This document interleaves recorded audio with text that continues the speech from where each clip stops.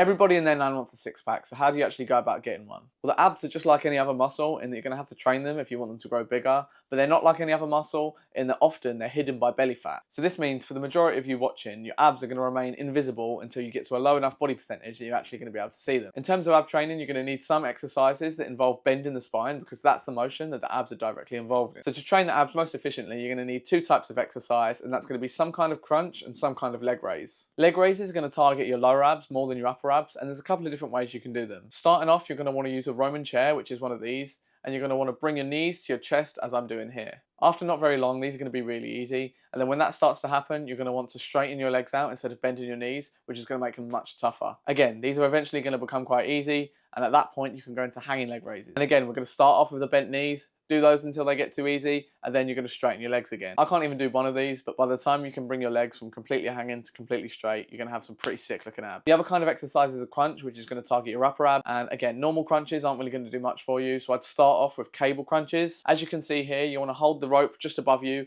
and make sure you're crunching just like you would when you're laying down, making sure you're not using your arms, you're using only your core. This is a pretty simple one in terms of progression because if it gets too easy, you just need to put the weight up, and you can pretty much do that for infinity because I don't think you're going to be able to do these with a full stack.